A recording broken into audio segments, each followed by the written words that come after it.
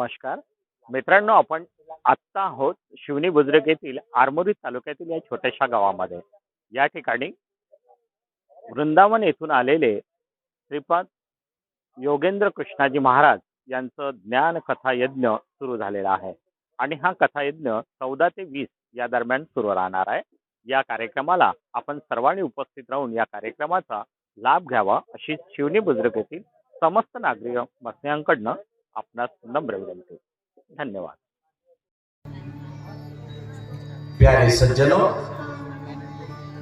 श्री राधा नाम में बहुत बड़ा सामर्थ्य है. राधा नाम में दो शब्द हैं, रा और धा. और आप जानते हो, जब राधा नाम का कोई भक्त उच्चारण करता है तो मेरे गोविंद को परम प्रसन्नता होती है. कन्हैया प्रसन्न हो जाते हैं.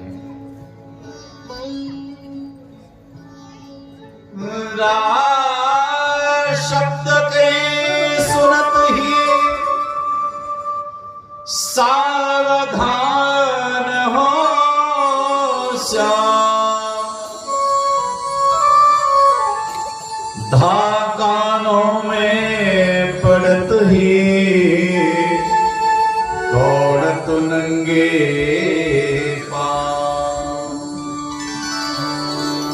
एक बहुत अच्छी बात आपको बता रहा हूं, जरा ध्यान से सुन लीजिएगा. आप गोविंद का नाम तो जपते हो ना, बहुत अच्छी बात है, लेकिन श्री राधा रानी का नाम भी जपो. क्योंकि भक्त जब राधा रानी का नाम बोलता है ना, और उसके मुख से जब रा शब्द निकलता है तो मेरे गोविंद सावधान हो जाते हैं. रा शब्द की सुनती ही सावधान हो श्याम, और धा कानों में पड़त ही दौड़त नंगे पांव. जब कोई भक्त श्री राधा रानी का नाम पुकारता है, मेरे गोविंद को फिर रुका नहीं जाता. अपने भक्त के लिए गोविंद दौड़ते हैं महाराज. और कितनी कृपा है ठाकुर जी की. अरे भैया, वृंदावन से तो हमारे गोपाल जी पधारे, और आप जानते हो श्री राधा रानी की बड़ी दिव्य कृपा है. मानो राधा कुंड से साक्षात श्री राधा रानी का भी आगमन हुआ है. आदरणीय हमारे डॉक्टर मलिक साहब के पूज्य गुरु जी महाराज, और दिव्य राधा कुंड, राधा कुंड, श्याम कुंड, गिरी गोवर्धन, मधुर मधुर वंशी वाजे, यही तो वृंदावन. ऐसे दिव्य राधा कुंड से महाराज पूज्य महाराज श्री पधारे हैं. इस पावन पवित्र मंच से आपके चरणों में बारंबार प्रणाम है. एक बार ताली बजा करके गुरु जी महाराज का अभिवादन और स्वागत करना.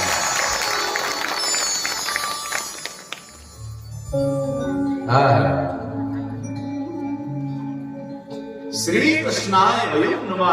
हम गोविंद को प्रणाम करें, श्री राधा रानी को प्रणाम करें. और ये प्रणाम की परंपरा हमारे महाराज प्राचीन काल, प्राचीन भारत से अनंत काल से चली आ रही है. प्रणाम की बहुत बड़ी परंपरा है.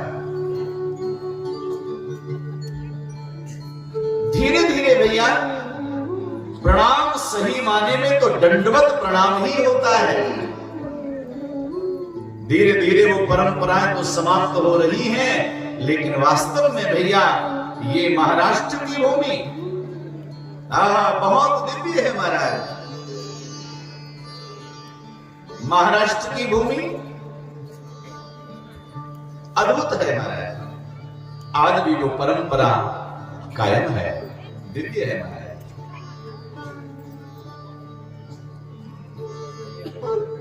तो श्री राधा रानी की कृपा होगी तो गोविंद की कृपा तो अवश्य ही होगी, इसमें कोई संदेह नहीं है महाराज.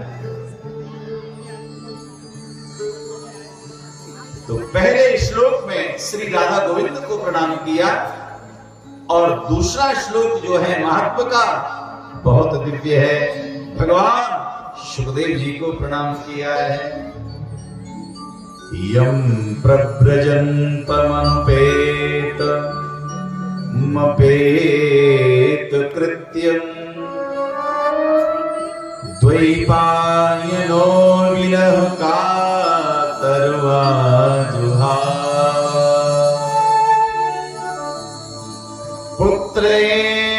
तन्मयतया तरवोऽभिनेदो स्तं सर्वभूतहृदयं मुनिमानतोऽस्मि।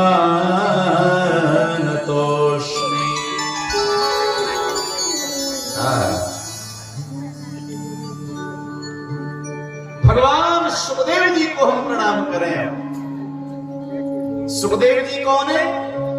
व्यास नंदन है, व्यास जी के सुपुत्र हैं और श्री राधा रानी और गोविंद के परम कृपा पात्र हैं श्री सुखदेव जी महाराज।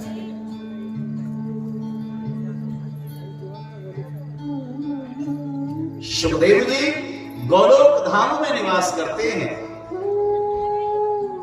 श्री राधा कृष्ण का निज निवास कहां है? गोलोक धाम में है। श्री राधा और गोविंद वहां पर रहते हैं और वहीं पर एक जोड़ा रहता है, तोता का जोड़ा है। एक सुख है और दूसरी सारिका है। दोनों में बड़ा विनोद चलता रहता है। दोनों ही राधा गोविंद के चरणों के अनुरागी हैं। जो सुख है वो कृष्ण के गुणों को गाते हैं और सारिका है वो श्री राधा रानी के गुणों को गाती हैं। दोनों में विरोध चलता रहता है। एक दिन क्या हुआ, श्री राधा रानी ने गोविंद भगवान को कहा, हे प्यारे एक कृपा कर दो, आपकी लीला, आपके गुणानुवाद इस गोलोक में जिस प्रकार से दिव्य है, हे कन्हैया मैं ये चाहती हूं आपके गुणों का गान भूमंडल पर हो, मृत्युलोक में हो और मृत्युलोक के प्राणी आपके गुणों का श्रवण करें, उनका जीवन धन धन्य हो जाए, कृतकृत्य हो जाए, ऐसी कुछ कृपा करो। तो कहा ठीक है। तो मेरे कन्हैया ने सुखदेव को कहा, है सुखदेव जी तुम भूमंडल पर जाओ और भूमंडल पर जाकर के हमारे गुणों का गान करो तुम। लेकिन वो तभी संभव है जब किसी महान भगवत भक्त, महान पुरुष के द्वारा, महान देव के द्वारा दिव्य कथा का श्रवण हो। तो मेरे ठाकुर जी ने कहा तुम अमरनाथ धाम चले जाओ और वहां पर भगवान महादेव जी पार्वती को अविरल कथा रूपी गंगा में अवगाहन कराते रहते हैं। वही जाकर के और पावन कृष्ण कथा का श्रवण करके उसी कथा का जन जन में प्रचार प्रसार करो।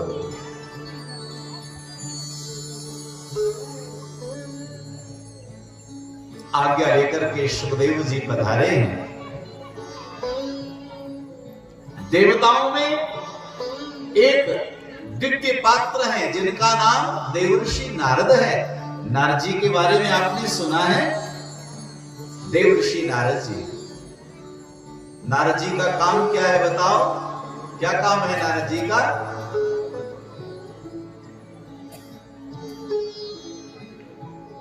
अद्भुत माना है। एक दिन क्या हुआ, नारद जी मन ही मन विचार करने लगे, सभी देवी देवताओं में तो झगड़ा कराता ही रहता हूं, लेकिन शिव और पार्वती में कभी झगड़ा नहीं हुआ। तो आज हम क्या करेगा, अपनी वीणा कैलाश पर्वत पर ही बजाएगा। एक बार प्यार से बोलिए राधे राधे, जोर से बोलो।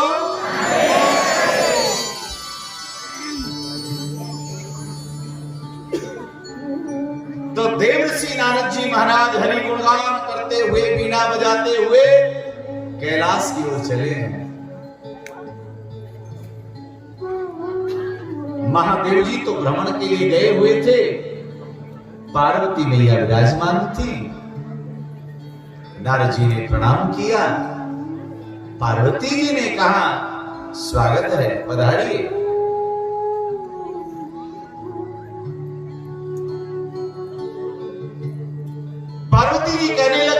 नारद बड़े दिनों में आए हो, क्या बात है? तो नारद जी ने कहा, हाँ मां, आजकल आना जाना थोड़ा कम कर दिया है हमने। क्यों? क्योंकि संसार के लोगों में प्रेम नहीं रहा।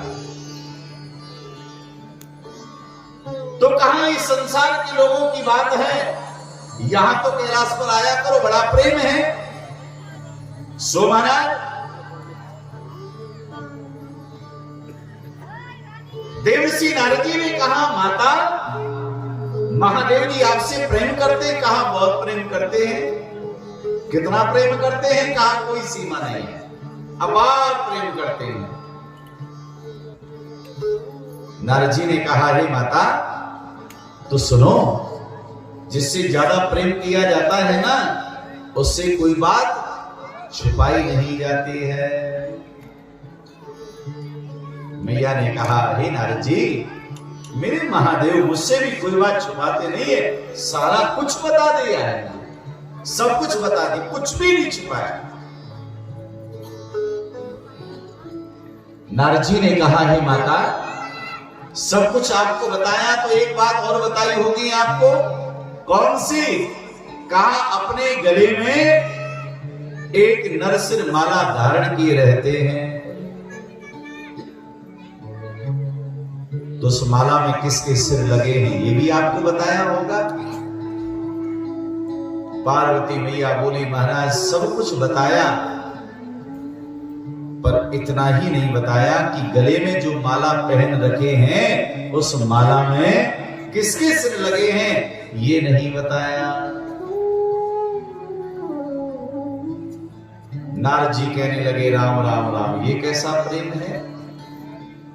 जिस माला को अपने गले में 24 घंटे धारण करके रखे और उस माला में किसके सिर लगे हैं इतना भी नहीं बताया। नारद जी ने कहा कि मैं अब चला। तो कहा, देखो पार्वती जी ने कहा, हे भगवान, मेरे महादेव ऐसे भी हो सकते हैं जिस बात को मुझसे छुपा जाए, आज आने दो। नारद जी का तो वहां से जाना हुआ और महादेव जी का आना हुआ। और महादेव जी ने देखा, भाई नारद कैसे यहां से निकल के जा रहे। हे नारद जी जरा रुको, मैं आ गया हूं। नारद जी ने कहा, हे महादेव जी, आपको पार्वती जी बुला रही हैं, मैया बुला रही हैं। महादेव जी ने कहा, नारद अब तो मैं समझ गया, जब तू यहां से जा रहा है तो पार्वती मुझे जरूर याद करेगी, कुछ ना कुछ बात तुम कह कर के जा रहे होंगे।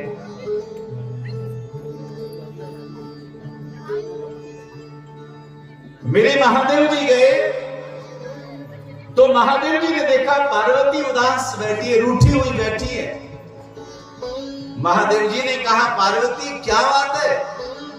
पार्वती जी कहने लगी, रहने दो महाराज, आप तो बहुत बड़े कपटी हो। महादेव जी ने कहा, देवी हमने क्या कपट किया है? कपटी तो वह होता है जो किसी बात को छुपाता है। हमने तो कोई बात तुमसे छुपाई नहीं, सब कुछ बताया। पार्वती जी ने कहा, है महादेव जी सब कुछ आपने बताया, पर एक बात नहीं बताई। कौन सी? कौन सी बात? जिस माला को आप अपने गले में धारण किए रहते हो, इस माला में किसके सिर लगे हैं ये आपने बताया नहीं। महादेव जी ने कहा, पार्वती तुमने पूछा नहीं और हमने बताया नहीं। जानती हो ये किसके सिर है इस माला में? पार्वती ये तुम्हारे। पार्वती जी ने कहा, मेरे? कहा मेरे सिर है। भगवान शिव कहने लगे, हाँ। कैसे महाराज? मेरे महादेव जी ने कहा, पार्वती कोई मरने के बाद पत्नी को त्याग देता है, लेकिन हे देवी पार्वती तुम्हारे मर जाने के बाद भी मैंने तुमको त्यागा नहीं है। तुम बार बार मरती चली गई और तुम्हारे सिर को लेकर अपनी माला में परोता चला गया। इतनी बड़ी माला हो गई और इसमें तुम्हारे सिर लगे हैं। ऐसी माला को अपने गले में पहनकर मैं पागलों की भांति घूमता हूं, फिर भी तुम मुझे कपटी कह रही हो।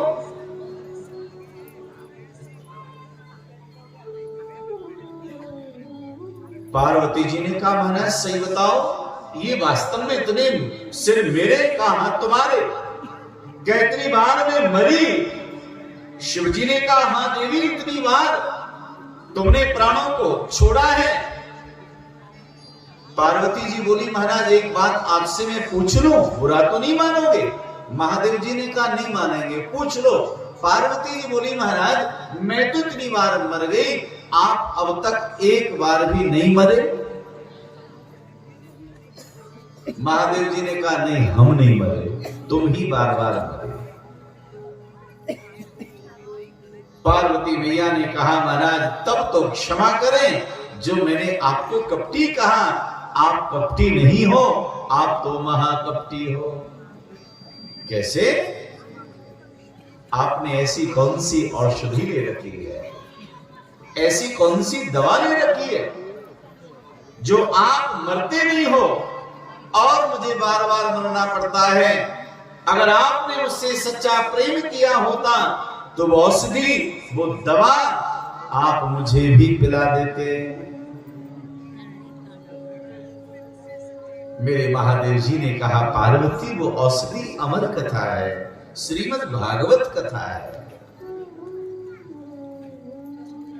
और इसको पान करने के बाद में व्यक्ति का आवागमन का कुचक्र समाप्त हो जाता है।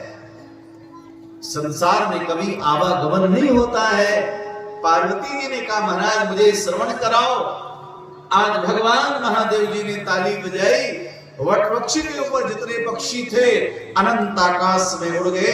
एक गर्भवती सुकी का गर्भ महादेव जी के पीछे गिरा और जो कथा का श्रवण आरंभ कराया, वो सुख पक्षी बड़े आनंद और भाव के साथ कथा सुनने लगा है। बड़े आनंद के साथ में महाराज वो कथा का श्रवण करने लगा। अब तो भगवान महादेव जी बड़े आनंद के साथ में दिव्य कथा श्रवण कराने और कथा सुनते सुनते आज पार्वती मैया को नींद आने लगी है, आलस आने लगा। प्यार से एक बार बोलिएगा, कथा में नींद आने लग जाती है महाराज। तो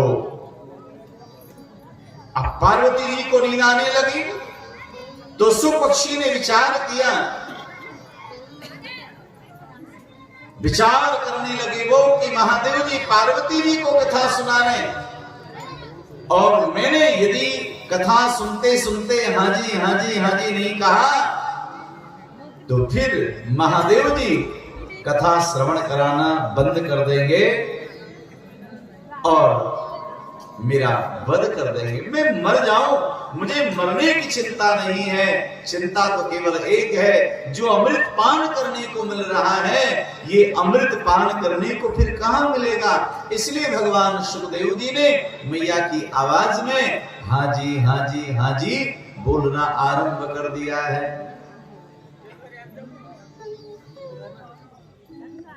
और जो हाँ जी बोलना आरंभ कर दिया तो बड़े आनंद के साथ में कथा सुनाई। और उसी समय भगवान महादेव जी ने जैसी कथा पूर्ण हुई जयकारा लगाया, बाल कृष्ण भगवान की। जो जयकारा लगाया एकदम पार्वती जी की नींद खुली और पार्वती मैया बोली, महाराज आपने मुझे राम जन्म की कथा सुना दी, राम कथा सुना दी, अब कृष्ण कथा सुनाओ। महादेव जी ने कहा, देवी अभी सुना तो दी मैंने। कहा क्षमा करना महाराज मैंने तो नहीं सुनी। क्यों, तुम कहां गई? पार्वती ने कहा, महादेव जी मुझे नींद आ गई थी, मैं सो गई थी, मैं सुन नहीं पाई। तो महादेव जी ने कहा सुनने वाला कौन है, जब तक कोई सुनने वाला ना हो सुनाने वाला सुना ही नहीं पाएगा।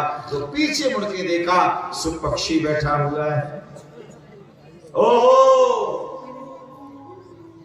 और महादेव जी ने त्रिशूल लिया और मारने को दौड़े हैं। आगे आगे सुखदेव जी, पीछे महादेव जी, भैया दौड़ते जा रहे हैं। और दौड़े दौड़े भगवान सुखदेव जी ने व्यास पत्नी जो विटिका देवी हैं उनके आंगन में पहुंचे और माता विटिका के गर्भ में उवासी के द्वारा, श्वास के द्वारा भगवान सुखदेव जी गर्भ में पहुंच गए हैं। और भैया 12 वर्ष तक रहे। 12 वर्ष के बाद में उनका प्राकट्य हुआ भगवान श्रीमन नारायण के आशीर्वाद से। और उसके बाद जब उन्होंने वन में प्रस्थान किया, ऐसे वीतराग संत श्रोमणी भगवान सुखदेव जी को हम प्रणाम करें। बोले श्री सुखदेव जी महाराज की। भाव और प्रेम से महाराज एक बार जय जयकार करें। हो राघव प्यारे के, हो राघव प्यारे के चरणों में रह लेंगे हम। राघव प्यारे के चरणों में रह लेंगे हम। राघव प्यारे के चरणों में रह लेंगे हम। राघव प्यारे के चरणों में रह लेंगे हम। राघव प्यारे के चरणों में रह लेंगे हम। जैसे रखेंगे राघव वैसे रह लेंगे हम। जैसे रखेंगे राघव वैसे रह लेंगे हम। जैसे रखेंगे राघव वैसे रह लेंगे हम। जैसे रखेंगे राघव वैसे रह लेंगे हम। राघव प्यारे के चरणों में रह लेंगे हम। राघव प्यारे के चरणों में रह लेंगे हम। अपने अपने हाथ उठाइए और ताली बजा के भाव से गाइए श्री राधे राधे राधे।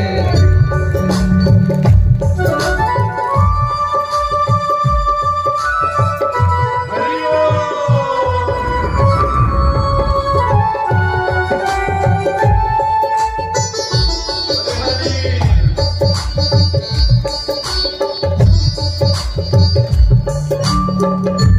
तेरे चरणों का हमने सहारा लिया। तेरे चरणों का हमने सहारा लिया। तेरे चरणों का हमने सहारा लिया। तेरे चरणों का हमने सहारा लिया। तेरे चरणों का हमने सहारा लिया। तेरे चरणों का हमने सहारा लिया। तेरे चरणों का हमने सहारा लिया। तेरे चरणों का हमने सहारा लिया। जैसे गुजरेगी वैसे गुजारेंगे हम। जैसे गुजरेगे वैसे गुजारेंगे हम। मोहन प्यारे के चरणों में रह लेंगे हम। मोहन प्यारे के चरणों में रह लेंगे हम। जैसे रखेंगे राघव वैसे रह लेंगे हम। जैसे रखेंगे राघव वैसे रह लेंगे हम। जैसे रखेंगे राघव वैसे रह लेंगे हम। जैसे रखेंगे राघव वैसे रह लेंगे हम। राघव प्यारे के चरणों में रह लेंगे हम। राघव प्यारे के चरणों में रह लेंगे हम। जय हो।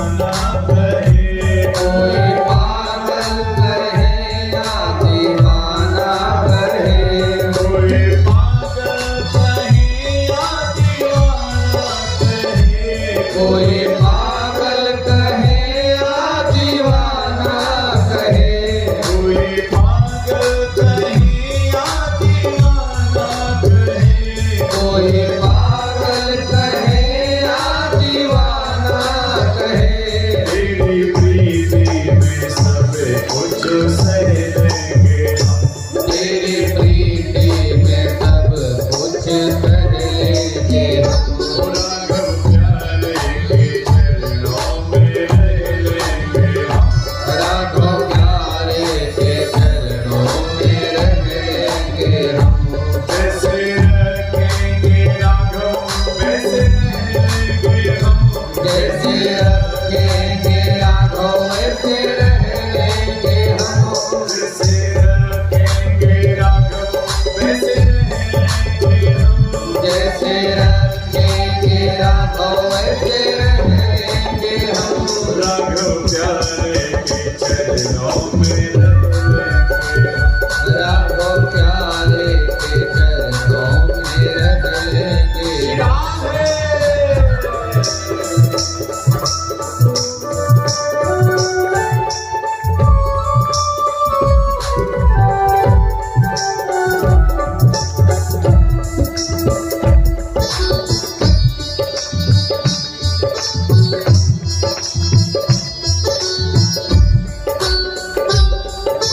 जो भी मिलेगा वो पालेंगे हम, वहाँ जो भी मिलेगा वो पालेंगे हम, जहाँ जो भी मिलेगा वो पालेंगे हम, जहाँ जो भी मिलेगा वो पालेंगे हम, वहाँ जो भी मिलेगा वो पालेंगे हम, वहाँ जो भी मिलेगा वो पालेंगे हम, वृंदावन में ही जीवन बिताएंगे, वृंदावन में ही जीवन बिताएंगे हम, राधा रानी के चरणों में रह लेंगे, राधा रानी के चरणों में रह लेंगे हम, जैसे रखेंगे राधा वैसे रहेंगे हम,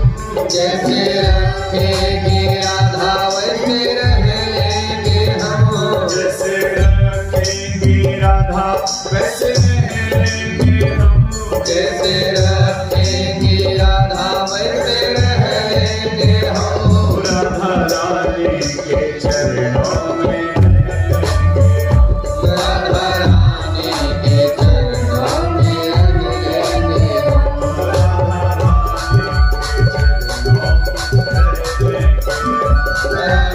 रानी के चरणों में रहेंगे हम, राधा रानी के चरणों में रह लेंगे हम,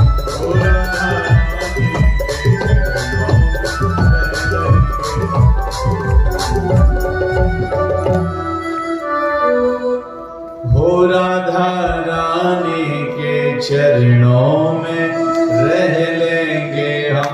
एक बार बोलिए, राधा रानी के चरणों में रह लेंगे हम। आवाज पूरी आनी चाहिए, भाव से बोलो, राधा रानी के। भाव आप भी बोलिए, राधा रानी के। आप भी बोलिए, राधा रानी के। जैसे रखेंगी राधे वैसे रह लेंगे हम, जैसे रखेंगे। वाह वाह वाह, धन्य, आप तो बहुत अच्छा गाते हैं। एक बार बोलो, राधा रानी के, हो राधा रानी के। बोले श्री राधा रानी सरकार की। इस प्रकार से महज भगवान श्री वेद व्यास जी महाराज बड़ी दिव्यता के साथ में वर्णन कर रहे हैं। सबसे प्रथम मंगलमय कथा का आरंभ कहां पर हुआ? नैमिषारण्य में। इस आर्यवर्त में उत्तर प्रदेश सीतापुर जनपद में नैमिषारण्य की पावन पवित्र भूमि है, जिसका वर्णन हमारे शास्त्रों में आया है। बहुत दिव्य भूमि है।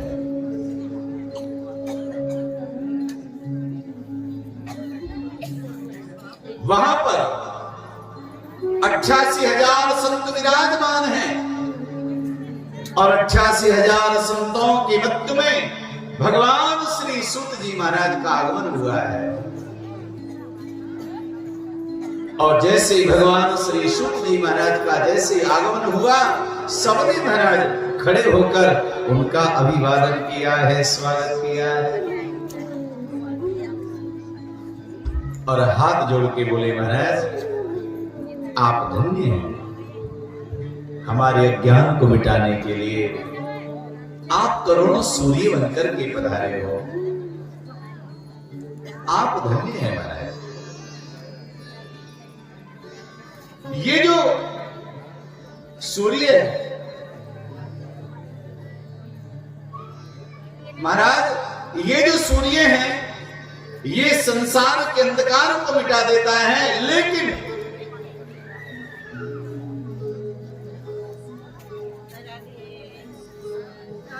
लेकिन जो अज्ञान का अंधकार बैठा हुआ है, वो अंतर हृदय के ज्ञान को मिटा नहीं पाता है। अज्ञान के अंधकार को मिटाने के लिए ज्ञान के सूर्य की परम आवश्यकता है महाराज। और ज्ञान का सूर्य आप स्वयं बनकर के पधारे हो। हम आपके चरणों में बारंबार प्रणाम करते हैं। बोले श्री सूत जी महाराज की। और निवेदन किया महाराज, श्रेयसां यद भवेक्षेय पावनानां च कृष्ण प्राप्ति करम सश्वद साधनम तदवदाधुना। सौनक जी महाराज कहने लगे, हे भगवान श्री सूत जी महाराज, हमें कथा सुनाइएगा। कथा कैसी जो परम श्रेष्ठ हो, पावनानां च पावनम, पवित्रों को भी पवित्र करने वाली हो। जिस प्रकार से आप जल में स्नान करें, उसका स्नान अलग है, लेकिन गंगा का स्नान अलग है महाराज। पवित्र तन को भी गंगा जल पवित्र कर देता है। इसी प्रकार से महाराज पवित्रों को भी जो पवित्र कर दे, ऐसी मंगलमय कथा आप श्रवण कराओ। और कथा श्रवण करने के बाद हमको मिले क्या? कहा गोविंद की प्राप्ति हो जाए। कृष्ण प्राप्ति करम सस्वद साधनम तद्वदाधुना। कृष्ण की प्राप्ति हो जाए, गोविंद की प्राप्ति हो जाए, कन्हैया मिल जाए।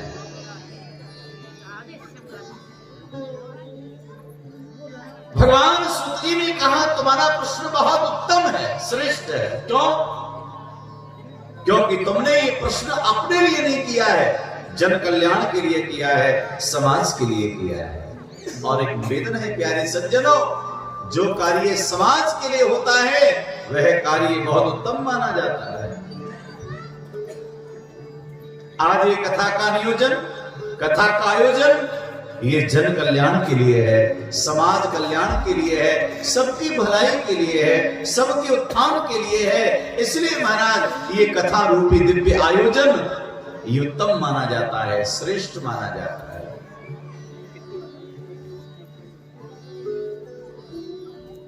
लोगों का जीवन कैसा है? काल व्याल मुख ग्रास त्रास निर्णास हेतवे श्रीमद्भागवतं शास्त्रं कलौकीरेण भाषितम्। हम लोग कहां बैठे इस समय बताइए? आप कहोगे कथा के पंडाल में। भैया कथा का पंडाल तो है, लेकिन श्रीमद् भागवत क्या कह रही है?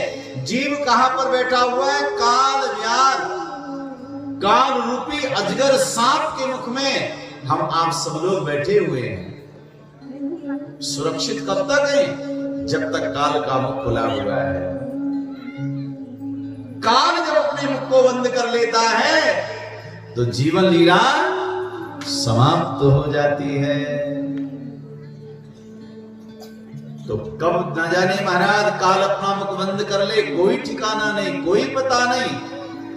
ऐसे लोगों के लिए जिनको एक क्षण का भी कोई भरोसा नहीं है, उनके लिए भगवान सुत जी कहते हैं भैया एक ही कथा श्रेष्ठ है, और उस कथा का नाम श्रीमद्भागवतम शास्त्रम। श्रीमद्भागवत की कथा। और भागवत भी कौन सी? कहा महाराज भागवत अनेक है क्या? कहा नहीं भैया, भागवत तो एक ही है, वक्ता अनेक है, वक्ता अलग अलग है। तो कलिकाल के लोगों के लिए किस वक्ता की भागवत श्रेष्ठ है? तो बताया कलौ कीरेण भाषितम। कीर माने होता है तोता, तोता माने भगवान सुखदेव।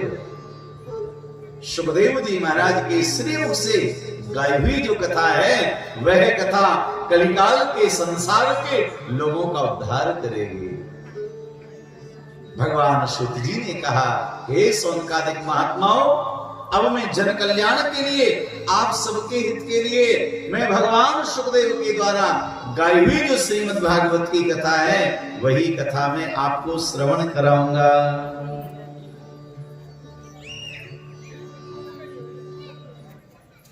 और जानते हो कथा का प्रभाव कितना है?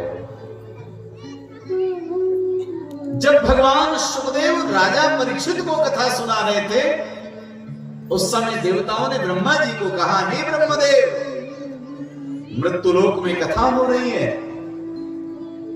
अगर आपकी आज्ञा हो जाए तो हम कथा सुनने के लिए चले जाएं।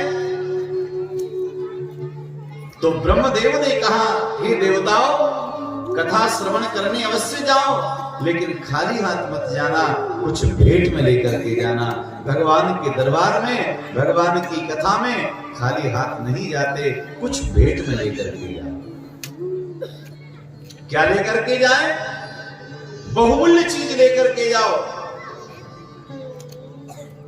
तो देवताओं के पास स्वर्ग में सबसे ज्यादा बहुमूल्य अमृत का कलश है। तो समस्त देवताओं ने वह महाराज देव दुर्लभ स्वर्ग का अमृत का कलश हाथ में ले लिया और मृत्यु लोक में आए।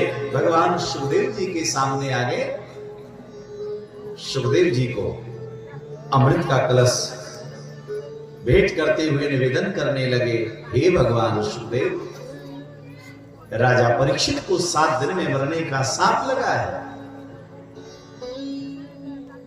हम स्वर्ग से अमृत लेकर के आए हैं, ये स्वर्ग का अमृत आप राजा परीक्षित को पिला दो, परीक्षित अमर हो जाएगा। और जो भागवतामृत आप राजा परीक्षित को दे रहे हो, वो भागवतामृत आप हमें प्रदान कर दीजिए। सुखदेव जी ने 2 टूक जवाब दे दिए। वसुधा कथा लोके वक्ता च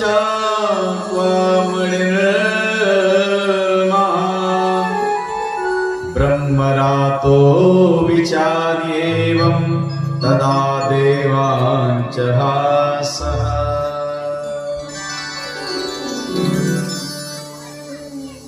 भगवान सुखदेव कहने लगे, कहां अमृत और कहां कथामृत, कहां ये कांच का टुकड़ा और कहां पर मणि। अगर आम श्रोताओं की भांति यदि तुम कथा में बैठ जाते, मैं देवताओं तुमको कथा सुना देता, तुम बदला करना चाहते हो, तुम्हारा अमृत तुम्हारे लिए है।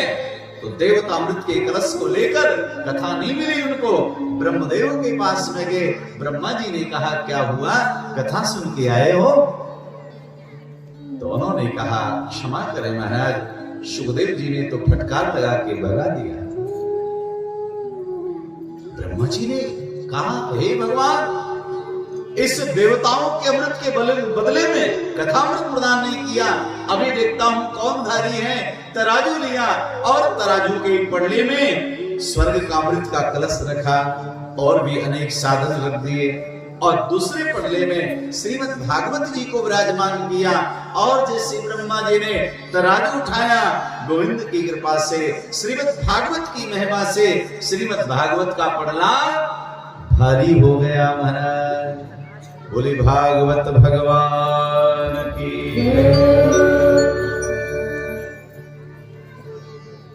पड़ला भारी हो गया। ब्रह्मा जी आश्चर्य में पड़ गए और ब्रह्मा जी ने समस्त देवताओं से कहा है देवताओं सावधान,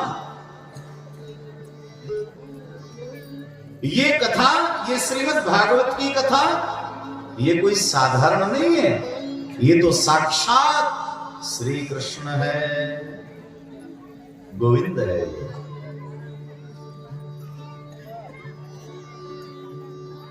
और श्रीमद् भागवत की कथा की महिमा बहुत बड़ी है, भगवान का ये स्वरूप है महाराज। आगे आप लोग श्रवण करेंगे। भगवान श्री कृष्ण जी महाराज समस्त लीलाओं को विश्राम दे करके जब अंतर ध्यान होने लगे, उद्धव जी ने भगवान के श्री चरण पकड़ लिए और उद्धव जी ने कहा हे गोविंद, हम आपके बिना कैसे रहेंगे, आपके बिना हमारा जीवन नहीं है। भगवान कृष्ण कहने लगे हे उद्धव धैर्य रखो, आज से मेरा एक रूप श्रीमद् भागवत जी में विराजमान हो जाएगा। और मेरे गोविंद ने एक ज्योति को प्रकट किया और वो ज्योति प्रकट होकर श्रीमद् भागवत में विराजित हो गई। तो श्रीमद् भागवत श्रेष्ठ है।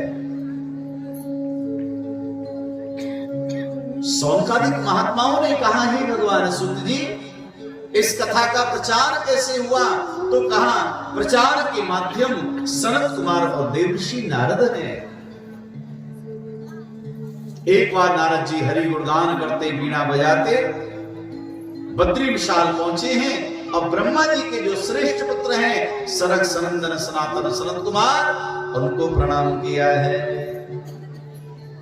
तो उन्होंने श्रीमुख देखा और चेहरा देखते ही सब कुछ बता दिया है। कथम ब्रह्मण दीन मुखा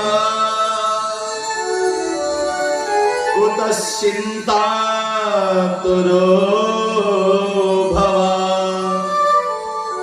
त्वरितं गम्यते कुत्र कुतस्या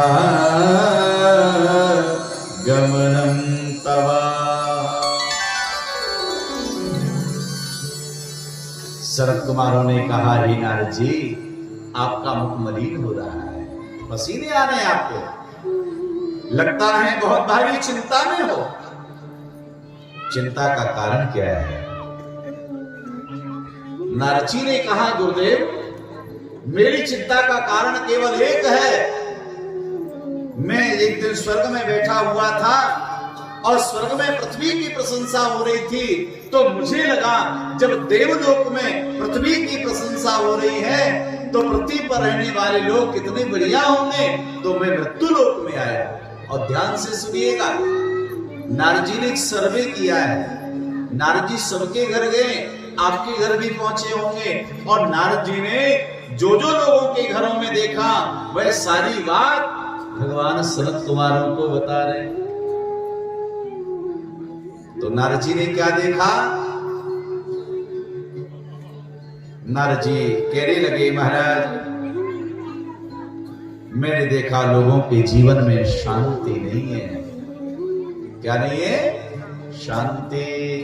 कौन सी वाली शांति? भाई नहीं, वो वाली शांति नहीं जो आस पड़ोस में मिल जाए, किसी माता का किसी महिला का नाम हो, भैया वो वाली शांति की बात नहीं कर रहे।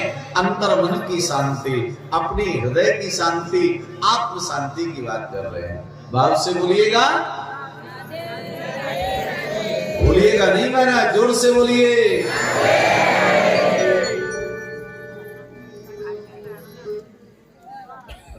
तो कहा शांति नहीं मिली।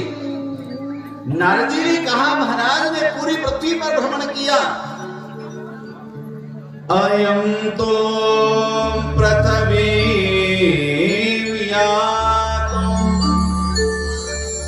ज्ञात्वा सर्वोत्यमामिति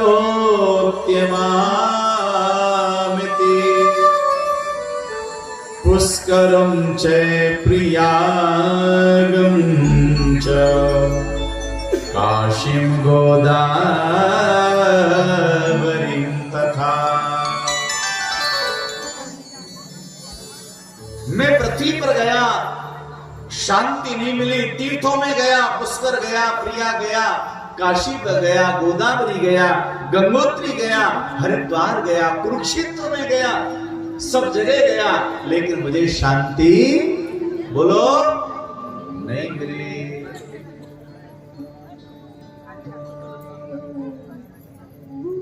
बड़े अशांत है लोगों का जीवन,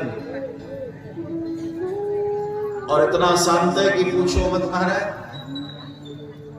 अरे और की तो जाने दो महाराज, घर परिवार में दाम्पत्य में तो प्रेम होना चाहिए, पति पत्नी में तो कम से कम प्रेम हो, लेकिन हमने बहुत गहराई से देखा है, बिल्कुल नजदीक जाकर के देखा है महाराज, बड़ी भयंकर लड़ाई होती है, पूछो मत महाराज।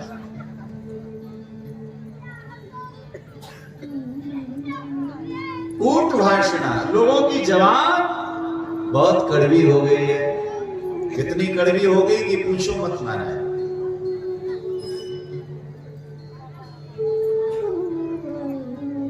अब एक दाम्पत्य की बात है महाराज, एक पति और पत्नी। अब श्रीमती जी जो है वो बड़ी पढ़ी लिखी हैं, और सारा काम जो है वो पति देवता ही करते हैं, और विशेष जो चाय है ना वो तो पति देवता ही बना। और रोज बेचारे पति देव चाय बना बना करके पिला में। और महाराज अब वो भी परेशान हो गए कि महाराज चाय हमको ही बना के पिलानी पड़ती है। एक दिन पति को आई बड़ी गुस्सा, और रोज तो चाय का कप लेकर के जाते थे। एक दिन महाराज वो पति देव गए और दूध का गिलास लेके पत्नी के पास पहुंचे, कहा लो पी लो। पत्नी बड़ी खुश हो गई, भाई रोज तो आप चाय पिलाते थे, आज दूध किस खुशी में। पति ने कहा एक बार पियो फिर बताएंगे। पत्नी ने कहा नहीं जी पहले बताओ फिर हम दूध पिएंगे। पति ने कहा पहले पियो तो सही। सो महाराज आज जैसे पत्नी ने वो दूध का गिलास पिया, दूध पिया, फिर प्रेम से पूछने लगी थी बताओ ये दूध किस खुशी में पिलाया। पति ने कहा कोई चिंता वाली बात नहीं है, आज नाग पंचमी है। जय हो बोले भक्तवत्सल भगवान की। तो इस प्रकार का महाराज दाम्पत्य जीवन में भी संवाद विवाद चलता रहता है महाराज। और इसी प्रकार से प्यारे सज्जनों वर्णन आता है, सत्यम नास्ति तपा शौच दयादानं न विद्यते। जीवन में सत्य का अभाव है महाराज, सत्य का बिल्कुल अभाव है, बहुत ज्यादा। लोग झूठे बहुत ज्यादा हैं आजकल। झूठे लोगों की कमी नहीं है महाराज, सत्य का बड़ा अभाव है महाराज। झूठे लोग बहुत हैं, ना दया है, केवल उदर भरण है महाराज। और अपने उदर भरण के लिए भले किसी की हिंसा हो जाए महाराज, उसकी भी कोई परवाह व्यक्ति नहीं करता है महाराज, तत्क्षण हिंसा कर देता है। उदरम भरणो जीवा वराका कूट भाषणा। कलिकाल की हालत बड़ी खराब है महाराज। कहा कि महाराज जब शांति नहीं मिली तो फिर हमने वृंदावन का नाम सुना, तो वृंदावन गए हम, शायद वृंदावन में शांति मिले, लेकिन बताया वृंदावन में भी शांति नहीं मिली महाराज। वृंदावन में यमुना जी के किनारे पर एक दृश्य देखा है। यमुना जी के घाट पर असंख्य स्त्रियां हैं और उनके मध्य में एक तरुणी बड़ी जोर की रुदन कर रही है। उसके गोद में दो बूढ़े पुरुषों ने अपना सर रखा हुआ है और उन्हीं को देख देख करके वो तरुणी बड़ी जोर से रो रही है, रुदन कर रही है। नारद जी वहां पर रुके और नारद जी ने दृश्य देखा। अनेक स्त्रियां उस देवी को शांत कराना चाह रही है, लेकिन वो रोती जा रही है। तब नारद जी वहां पर रुके और थोड़ी देर नारद जी रुक करके जैसे ही जाने लगे हैं तब उसने आवाज लगाई, भो भो शादो क्षण तृष्ठा मचिन्तामपि नाशया दर्शनं तव लोकस्य सर्वथा अगहरं परम्।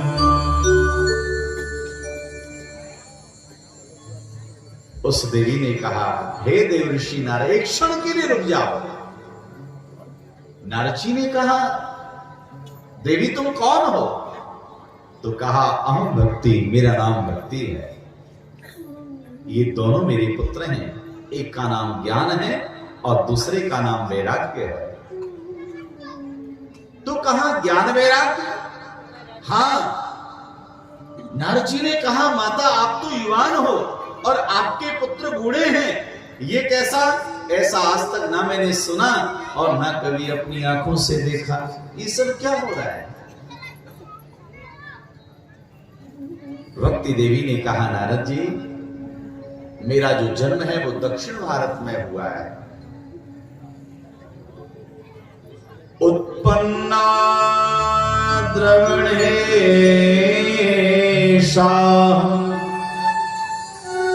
वृद्धिं कर्णाटके गता क्वचिन् महाराष्ट्रे गुर्जरे जीर्णतां गतः। भक्ति ने कहा, मेरा जन्म कहां पर हुआ? दक्षिण भारत में। दक्षिण भारत में जन्म लेकर के चली और मैं कर्नाटक पहुंची तो कर्नाटक में बड़ी हो गई मैं। वृद्धिं कर्नाटके गता, और कर्नाटक के बाद चलती हुई मैं कहां पहुंची? महाराष्ट्र पहुंची। यहां पर है, इस राष्ट्र में है। लेकिन भक्ति ने कहा, संपूर्ण महाराष्ट्र में मेरा दर्शन नहीं हुआ। कहीं कहीं पर मैं प्रकट हो गई, कहीं कहीं पर लुप्त हो गई। इसलिए महाराष्ट्र में भी महाराज कहीं पर भक्ति का बहुत ज्यादा प्रभाव है और कहीं भक्ति लुप्त है महाराज। ये लिखा है श्रीमद् भागवत जी में। और कहा, जब मैं गुजरात पहुंची तो गुजरात में वृद्ध हो गई, बूढ़ी हो गई।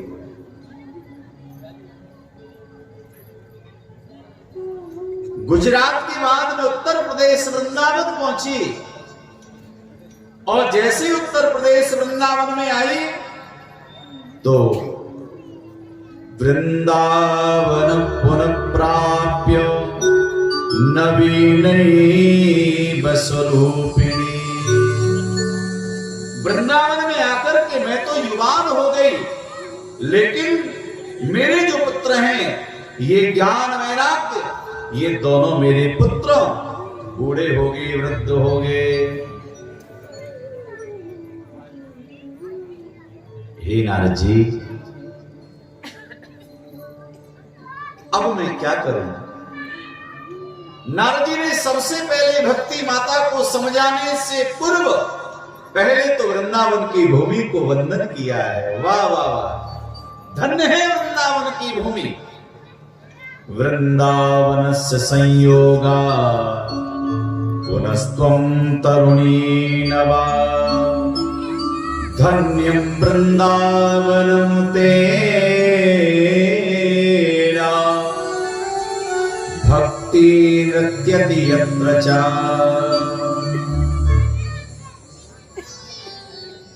वृंदावन की भूमि धन्य है जिस वृंदावन की भूमि में भक्ति देवी नाच रही है। महाराज कहाँ नाच रही है? वृंदावन में। इसलिए महाराज आप जब वृंदावन कभी जाते हैं या कभी गए होंगे तो आपको अवश्य पता होगा महाराज, वृंदावन की भूमि में जाते ही रोम रोम पुलकित हो जाता है, मन गदगद हो जाता है, रोमांचित घात हो जाता है। भगवान की भक्ति के लिए मुख से एक ही शब्द निकलता है, राधे राधे। जोर से बोलिए। और केवल राधे राधे निकलता ही नहीं महाराज, व्यक्ति आनंद में नाचने का भी मन होता है, वो नाचने के लिए लालायित हो जाता है। लेकिन एक बात आपको बता दें भैया शिवनी वाले, एक बात बहुत अच्छी आपको बताएं, अब वृंदावन 7 दिन के लिए आपका गांव ही बन गया है। अब ये वृंदावन हो गया महाराज, और हम तो ये चाहेंगे केवल 7 दिन के लिए नहीं, यदि आपका गांव हमेशा हमेशा के लिए वृंदावन बन जाए, हम तो ये काम न करें। लेकिन कब बनेगा पता है? कथा 7 दिन आप लोग यहां श्रवण करेंगे। 7 दिन कथा में कुछ नियम है और नियमों का पालन कर लीजिए महाराज, फिर आप देखिएगा आपका मन, आपका जीवन, आपका घर, आपका आंगन, आपका गांव, आपका क्षेत्र वृंदावन हो जाएगा।